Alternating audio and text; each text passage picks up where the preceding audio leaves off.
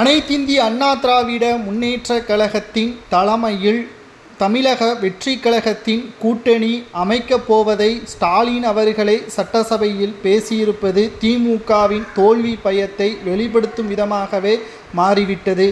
சற்று முன் கிடைக்கப்பெற்ற மிக முக்கியமான செய்தியை தான் இந்த வீடியோவில் நாம் பார்த்து வருகிறோம். இரண்டாவது நாளாக சட்டசபை கூட்டத்தொடர் இன்று நடைபெற்று வருகிறது. எதிர்க்கட்சி தலைவர் எடப்பாடி பழனிசாமி அவர்கள் கரூரில் நடைபெற்ற துயர சம்பவத்திற்கு தமிழக அரசும் காவல்துறையும் உரிய பாதுகாப்பு வழங்காததுதான் தவறு என்றும் 7 மணிக்கு வந்தது விஜய் அவர்களது தவறு என்று ஸ்டாலின் அவர்கள் தெரிவித்திருந்தார் முதற்கட்டமாக. ஆனால் எதிர்க்கட்சி தலைவர் எடப்பாடி பழனிசாமி அவர்கள் காலை 10 மணியில் இருந்து இரவு 10 மணி வரை அனுமதி வழங்கப்பட்டுள்ளீர்கள்.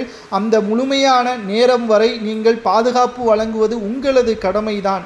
இல்லை என்றால் குறிப்பிட்ட நேரத்தில் விஜய் அவர்கள் வர வேண்டும். அந்த நேரத்தில் மட்டும்தான் நாங்கள் பாதுகாப்பு வழங்க முடியும் என்பதை நீங்கள் கூறியிருக்கிறீர்களா என்ற கேள்வியையும் எடப்பாடி பழனிசாமி அவர்கள் சட்டசபையில் பேசியிருப்பது திமுகவின் தலைவர் ஸ்டாலின் அவர்களுக்கு மிகப்பெரிய ஒரு அதிர்ச்சியை ஏற்படுத்தியுள்ளது.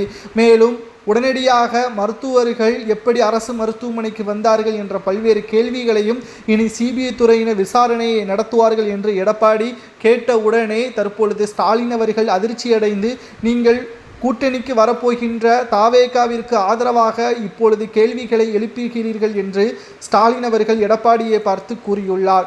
அதற்கு எடப்பாடி பழனிசாமி அவர்கள் திமுகவின் தோல்வி பயத்தை இப்பொழுதே நான் பார்க்கிறேன்.